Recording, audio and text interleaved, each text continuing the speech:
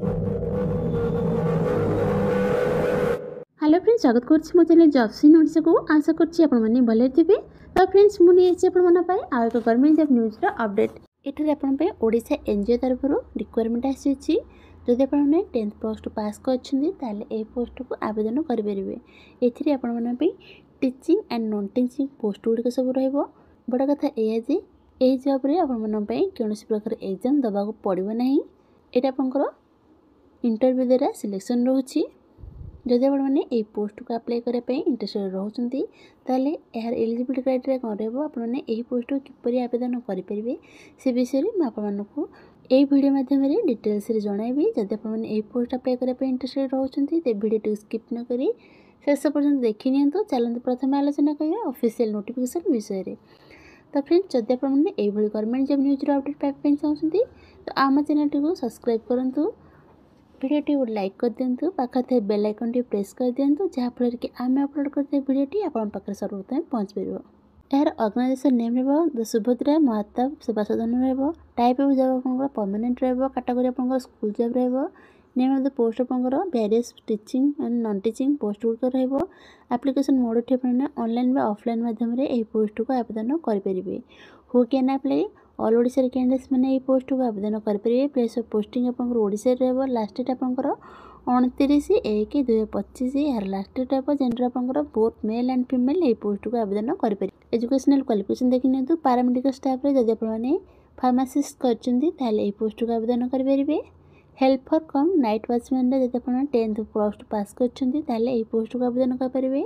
Housekeeper रे जदि आपने 10th प्लस 2 पास करछंती ताले ए पोस्ट को आवेदन करेंगे। योगा ट्रेनर रे जदि आपने बैचलर्स और डिप्लोमा इन योगा ट्रेनिंग करछंती व पीटी करछंती ताले ए पोस्ट को आवेदन करेंगे। म्यूजिक टीचर रे जदि आपने बैचलर बा डिप्लोमा करछंती ताले ए पोस्ट को आवेदन करेंगे।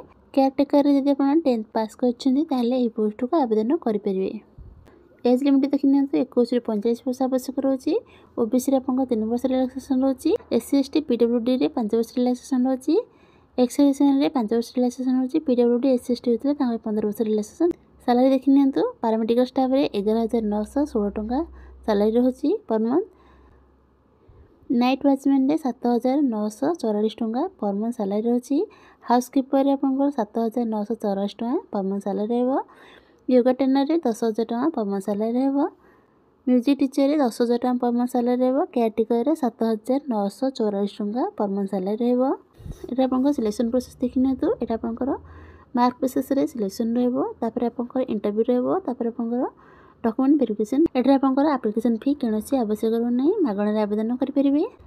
एटा आपनकर इंपोर्टेंट डॉक्यूमेंट गुडी देखि नियंतु। ऑल एजुकेशनल सर्टिफिकेट और तार marksheet, caste certificate, Aadhaar card, residence certificate, signature, self passport size photograph दरकार होछि।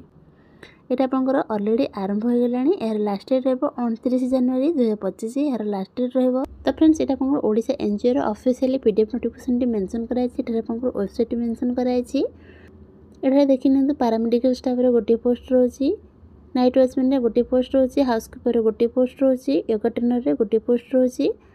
म्यूजिक टीचर रे भी गोटे पोस्ट रहउछि। टेकर आपनकर 4टी पोस्ट रहउछि। एटा आपनकर सैलरी मेंशन कराइछि। आगरु आपन मानको कहि सारिछि। तो एटा आपनकर भी क्वालिफिकेशन भी मेंशन कराइछि किपरि आपन अप्लाई करिवे।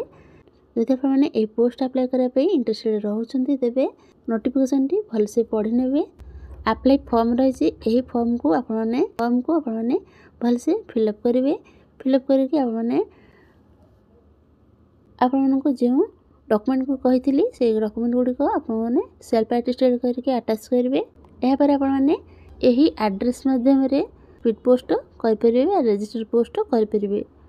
जदि आपने यही पीडीएफ नोटिफिकेशन टी पाइबा चाहते तेज आम व्हाट्सएप ग्रुप टेलीग्राम चैनल रे अपडेट करदेबू। आपने चेकआउट करने।